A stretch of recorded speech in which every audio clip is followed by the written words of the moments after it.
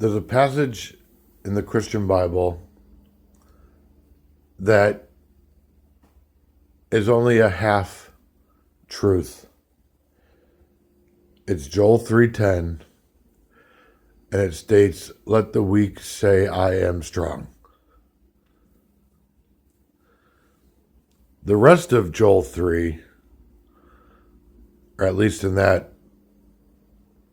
area of that passage, of that quote, says, "Pick up your plowshares, turn them into swords, and basically everything else that ain't nailed down to the floor, and kick a little ass.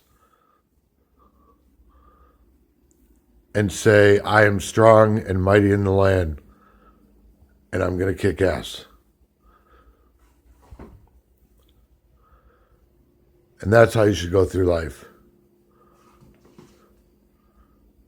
Not just say, I am a strong, powerful this or that because of this or that. But put in the work and show people that you are strong. Show people that you are hardworking. Show people the results. It sounds minuscule, but be searchable on Google for something worth talking about. Earn an income to feed your family. Don't have a child out of wedlock. Have a strong family unit that's not on welfare.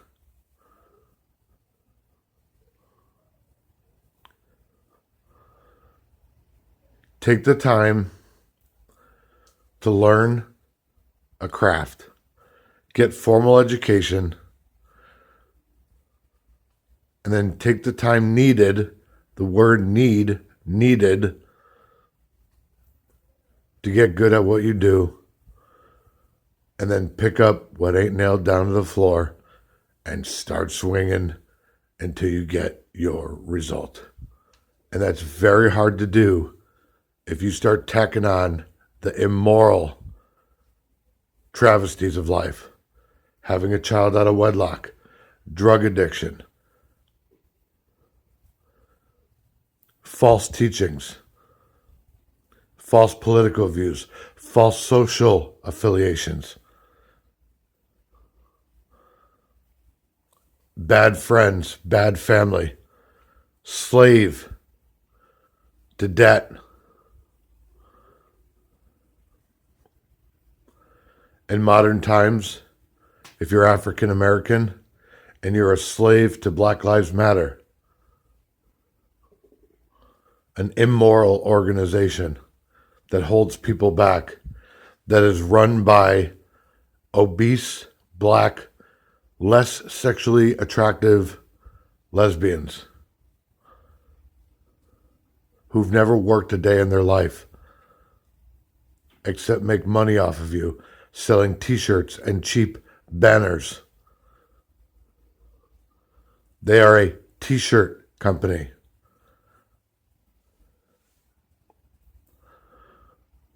You have all the rights that everyone else has. You have all the freedoms everybody else has. You have access to everything everybody else has. Not everybody's a trust fund baby. Not all white people are trust fund babies. Not all Asians are trust fund babies. Not all Arabs are trust fund babies. Not all Hispanics are trust fund babies. A lot of them are in this. A lot of people in general are in the same boat as poor black people. The same boat, ladies and gentlemen. And that's why Black Lives Matter has never made a dent in the system, because what they fight for already exists.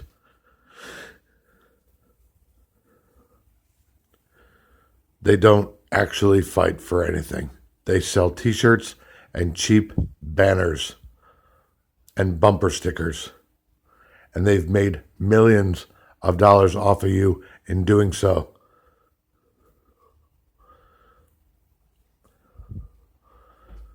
Get God in your life first. Get a formal education in something, in some way. debt-free formal education in something, some way. And then take the time to master it. It's not going to happen overnight. It'll probably take at least a decade for you to master it.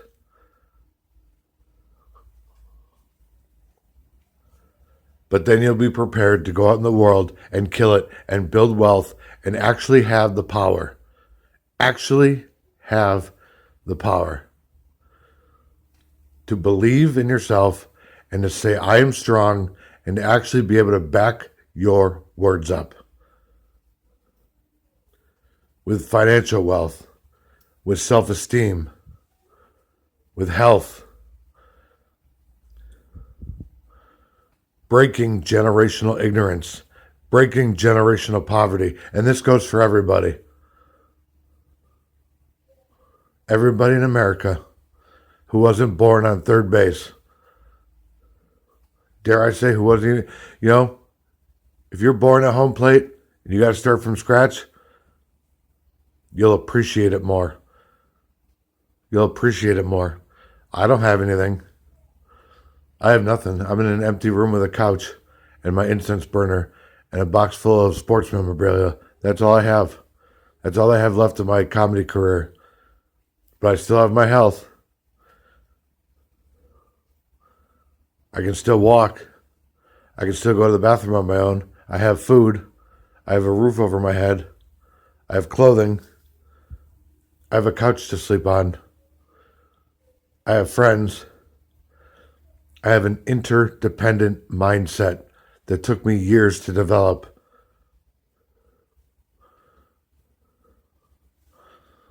Most people do.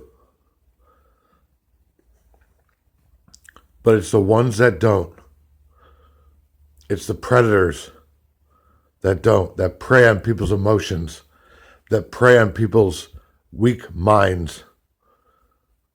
The drug dealers, the social organizations, the politicians, the bankers.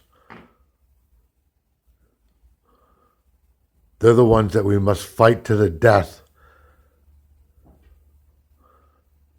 We must eradicate them from our lives and from our country and eventually from our world. It's very important. They're the enemy. They're the bad guys. Every single one of them. And their children and their children's children and their children's children's children's children. They have to go, ladies and gentlemen. We have to pick up our plowshares, turn them into swords, turn them into hammers, scream, I am strong, and cut them off at the knees. And then decapitate them. They are public enemies number 1, 2, 3, 4, 5, 6, etc. We know who the enemy is. We must eradicate them, exterminate them.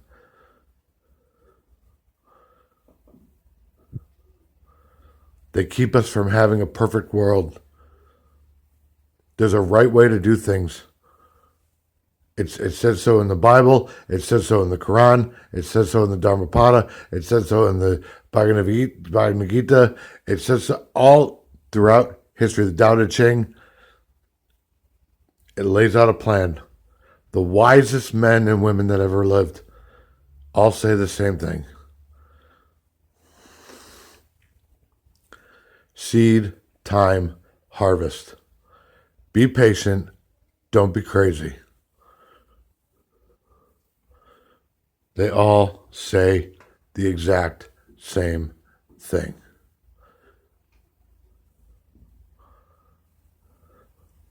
Seed, time, harvest.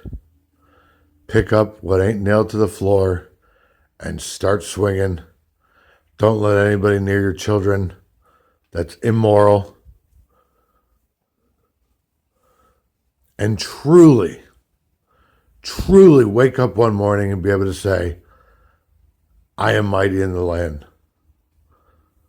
I am mighty in the land.